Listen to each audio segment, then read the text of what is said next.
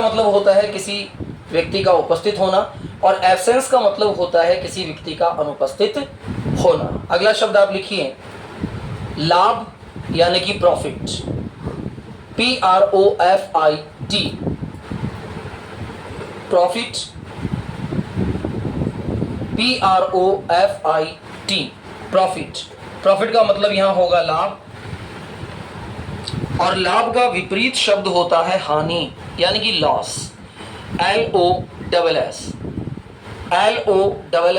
Loss यानी कि हानि, एंड प्रॉफिट यानी कि लाभ।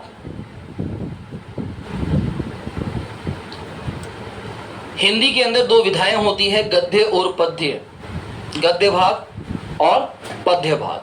तो गद्य भाग को इंग्लिश में क्या कहा जाता है? गद्य भाग को इंग्लिश में कहा जाता है prose, PROSE, PROSE, prose. Prose का मतलब होता है गद्य भाग जिसमें गद्यांश दिए जाते हैं, और पद्य भाग कहलाता है पोएट्री, POETRY, POETRY, पोएट्री। तो पोएट्री यहां पद्य भाग है, POETRY, पोएट्री। तो पोएट्री का मीन क्या हो जाएगा? पद्य भाग। अब पद्य और गद्य आप समझते हैं, गद्यांश जिसके अंदर एक पैराग्राफ दिया गया होता है वो होता है गद्यांश, गद्य भाग, और पद्य भाग जिसके अंदर पोएम के रूप में, कविता के रूप में स्ट्रक्चर आपको दिया जाता है वो कहलाता है पद्यांश। नेक्स्ट लिखिए तेज। तेज को इंग्लिश में कहा जाता है क्विक, QUICK, क्विक। क्विक यानी कि तेज। अब तेज का उल्टा क्या हो जाएगा? स्लो, SLOW, स्लो यानी धीमे।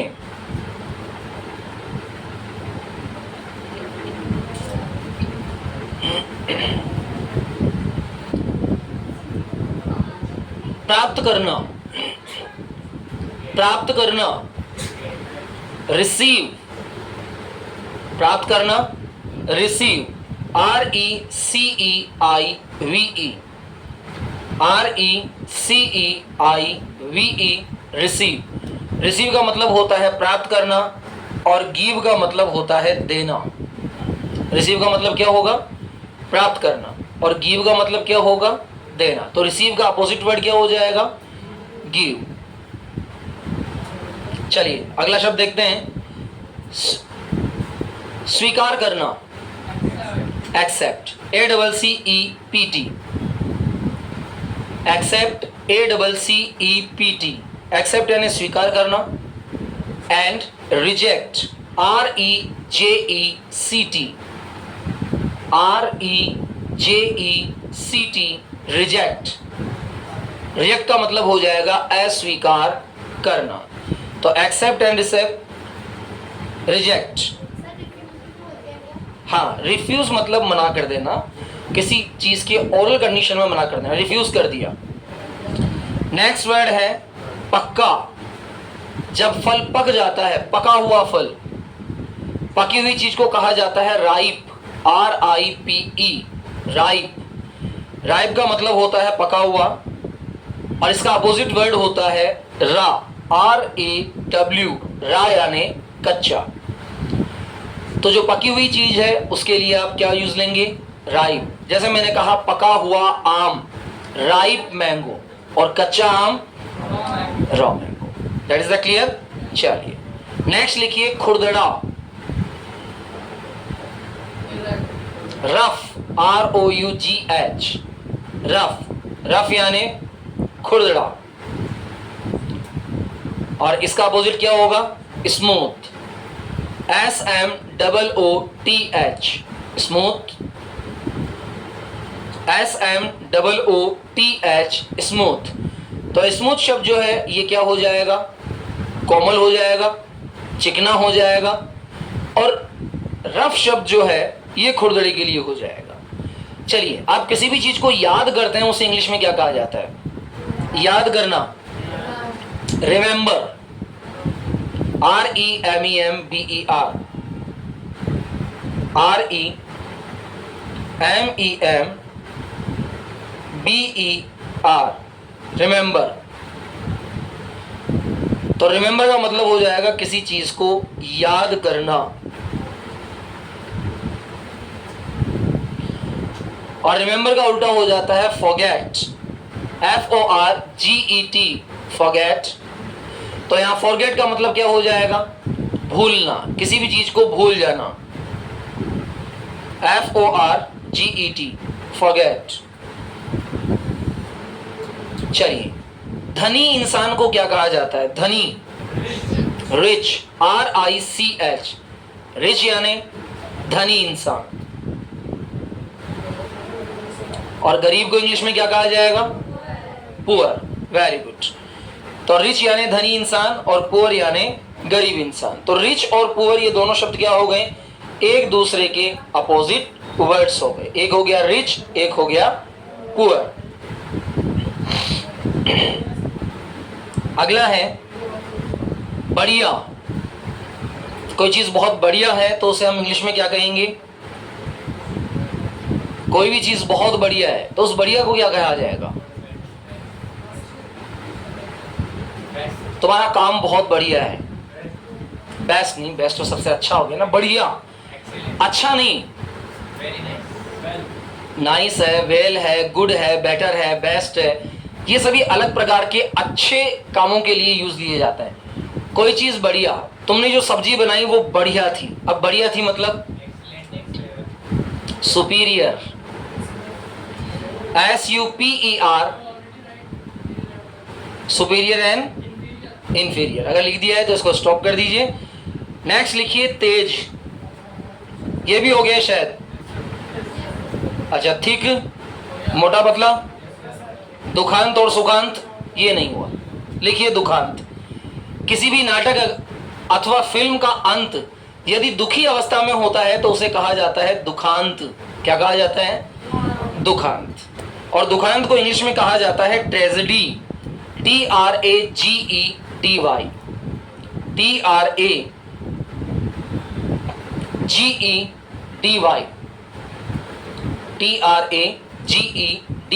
ट्रेजेडी।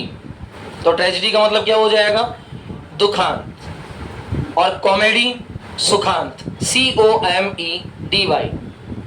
कॉमेडी मतलब मजाक के रूप में, अच्छे रूप में अगर किसी का अंत है तो सुखांत। अब कोई फिल्म आप देखकर आ रहे हो और आपसे पूछा जाता है कि यार ये फिल्म कैसी है, इसके लास्ट में क्या है, तो आप वहां क्या कहेंगे? अगर दुखी है तो ट्रेजेडी, और अच्छा अंत आया, हंसी मजाक वाला निकला तो वहां क्या कहेंगे? कॉमेडी। नेक्स्ट लिखिए सर्वव्यापक। सर्वव्यापक या सर्वजनीन। सर्वव्यापक अथवा सर्वजनीन क्या कहेंगे? शाश्वत, इसको शाश्वत भी कहा जाता है। शाश्वत, सर्वव्यापक, सर्वजनीन। इसको इंग्लिश में कहा जाता है यूनिवर्सल। Universal, UNIVERSAL, universal. और यूनिवर्सल का अपोजिट हो जाता है पर्टिकुलर, व्यक्तिगत, PARTICULAR,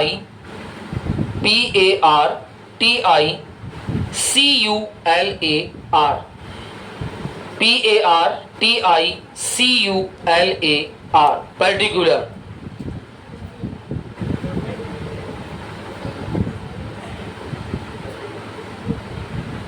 पर्टिकुलर। नेक्स्ट लिखिए विजय। विजय को इंग्लिश में क्या कहा जाएगा? Victory. Very good. VICTORY, VICTORY, victory. तो विक्ट्री का मतलब क्या हो जाएगा? विजय। और विक्ट्री का अपोजिट वर्ड क्या होगा? डिफीट, यानी कि हार जाना। विक्ट्री, विजय, डिफीट, पराजय, हार जाना।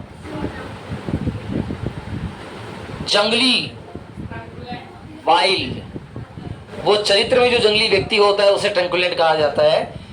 जंगली जानवर के लिए यूज होता है वाइल्ड। अगर कोई इंसान जंगली है, जानवरों जैसा व्यवहार करने वाला इंसान है, तो वो ट्रंकुलेंट कहलाता है। वाइल्ड, WILD, वाइल्ड, वाइल्ड यानी जंगली। और पालतू को क्या कहा जाएगा? या तो कहेंगे टैम, TAME, ये भी डाल दीजिए, नया शब्द याद हो जाएगा आपको, टैम, TAME, टैम। या फिर इसे कहा जाएगा डोमेस्टिक,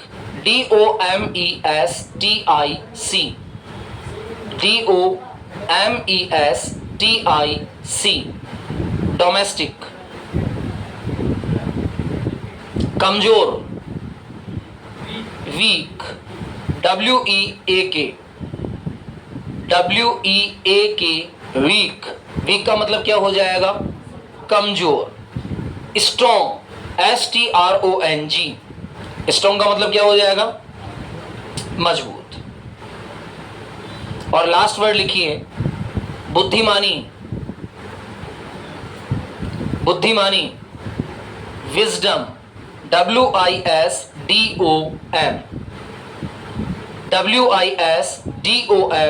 विजडम। और इसका अपोज क्या हो जाएगा? मूर्खता, FOLLY, फुली। जैसे फॉली कहा जाता है वैसे फॉली, मूर्खता। That's clear? ओके, चलिए पहला वोकैब निकाल लीजिए अपना, और पहले से लेकर लास्ट तक का एक बार रिवाइज कर लेते हैं। और इसको रिवाइज करने के बाद फिर हम लोग नेक्स्ट क्लास के साथ इनके सेंटेंसेस को बनाना प्रिपेयर कर देंगे। यानी कि एक सेंटेंस, एक वर्ड, और जितने हमने अपोजिट लिखे हैं उन सारे अपोजिट के साथ एक एक वाक्य हमें बनाना है। ठीक है? तो उस दौरान आपका काम केवल इतना रहेगा कि आपको सारे सेंटेंसेस को प्रिपेयर करना है और सारे वोकैबुलरी को लर्न करना है, ताकि हम इन शब्दों का प्रयोग बोलते समय कर सके। चलिए स्टार्ट हो जाइए। ऊपर, ऊपर, अबव, नीचे। आप यहां आ जाइए, सामने जाइए बेटा। प्रेक्षण, आप यहां जाइए बेटा दोनों, ताकि आपको लिखने में भी दिक्कत ना हो। Yes, Preksha can sit here. That's very good. Now good. स्वीकार करना, अस्वीकार करना, रिफ्यूज। पाना, एक्वायर, खोना। प्राचीन, नवीन। सहमत होना, असहमत होना। जीवित, मृत। प्रशंसा करना, निंदा करना। बंजर, उपजाऊ। बड़ा, छोटा।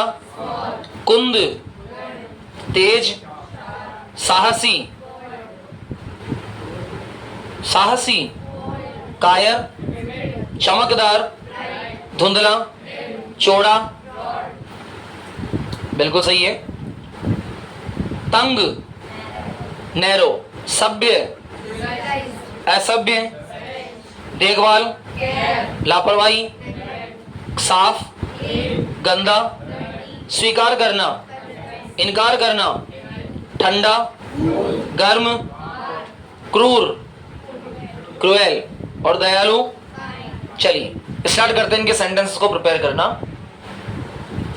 लिखिए, फटाफट फटाफट सेंटेंस लिखते रहिए, लगातार इनको बनाने हैं। सभी हिंदी सेंटेंसेस मैं लिखवा रहा हूं, आपको इनको इंग्लिश में ट्रांसलेट करने की कोशिश करना है। और कल हमारा कंपटीशन होगा vocab with the opposite word. ठीक है? सभी को सभी याद होनी चाहिए, अलग अलग किसी का नहीं है, सबको सभी याद होनी चाहिए। यानी कि जितने एंटोनिम्स हमने लिखे हैं, जितने विलोम शब्द लिखे हैं, ये सबको याद होना जरूरी है। ओके? एक भी शब्द आगे पीछे नहीं होना चाहिए। अच्छे से हम इनको याद करें ताकि इनका यूज हम अपनी लैंग्वेज में कर सके। लिखिए वे शब्द जिनके अपोजिट आपको बनाने हैं।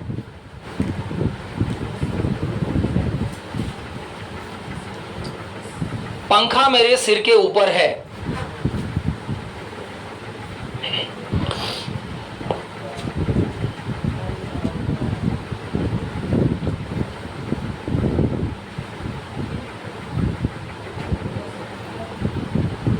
पंखा छत के नीचे है। बस एक ही के बनाने, सभी में एक एक लाइन छोड़ दे रहिएगा। मैंने तुम्हारी प्रार्थना स्वीकार की।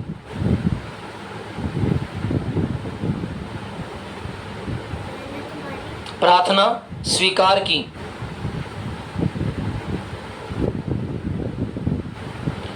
मैंने तुम्हारी प्रार्थना स्वीकार नहीं की। मैंने तुम्हारी प्रार्थना स्वीकार की। मैंने तुम्हारी प्रार्थना स्वीकार नहीं की।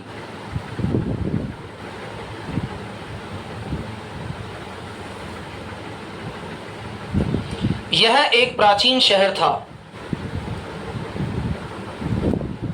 यह एक प्राचीन शहर था। यह एक नया शहर है। यह एक प्राचीन शहर था। यह एक नया शहर है।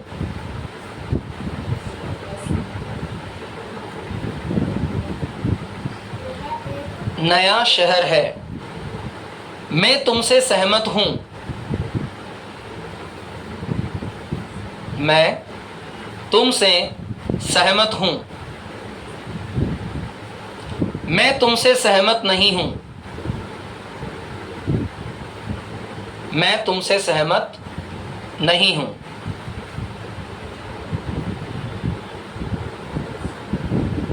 वह जीवित है।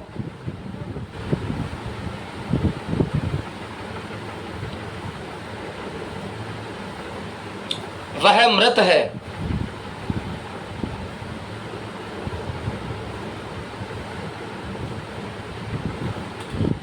मैंने तुम्हारी प्रशंसा की और तुमने मेरी निंदा की। दोनों अपोजिट एक साथ आ गए हैं। मैंने तुम्हारी प्रशंसा की और तुमने मेरी निंदा की। मैंने तुम्हारी प्रशंसा की और तुमने मेरी निंदा की।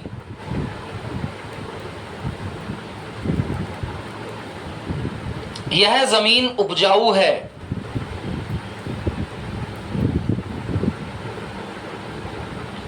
यह जमीन उपजाऊ, उपजाऊ मतलब फर्टाइल। यह जमीन बंजर है। यह जमीन बंजर है।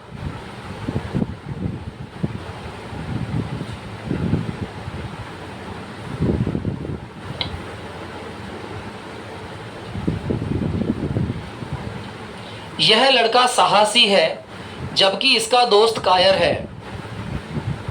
यह लड़का साहसी है जबकि इसका दोस्त कायर है। अब साहसी मतलब क्या हो जाएगा? बोल्ड। और कायर को क्या कहा जाएगा? टिमिड। वाइल।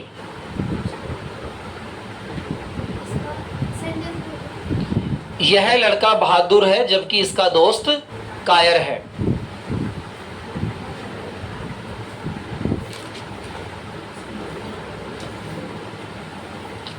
यह कमरा चमकदार है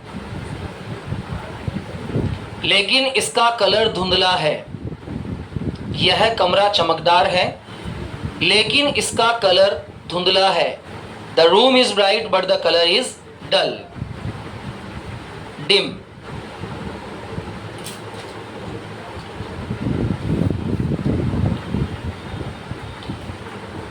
यह रास्ता चौड़ा है।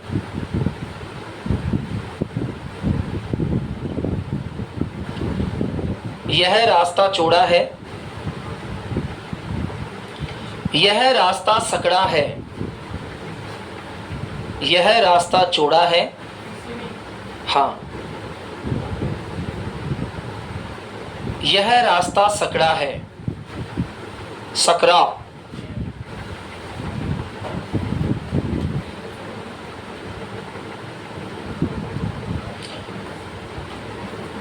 दुनिया में कुछ सभ्य तथा असभ्य लोग हैं।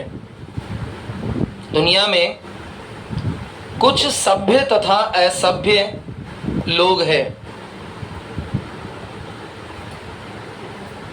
दुनिया में कुछ सभ्य तथा असभ्य लोग हैं।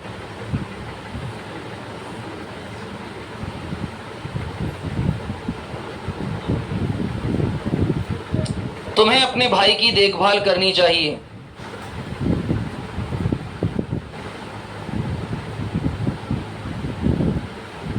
तुम्हें अपने भाई की देखभाल करनी चाहिए, लापरवाही नहीं करनी चाहिए। एक ही सेंटेंस है। तुम्हें अपने भाई की देखभाल करनी चाहिए, लापरवाही नहीं करनी चाहिए। देखभाल करनी चाहिए। You should care your brother, not neglect, not neglect. लापरवाही नहीं करनी चाहिए, नॉट टू निग्लेक्ट। यह कमरा साफ है जबकि दूसरा कमरा गंदा है।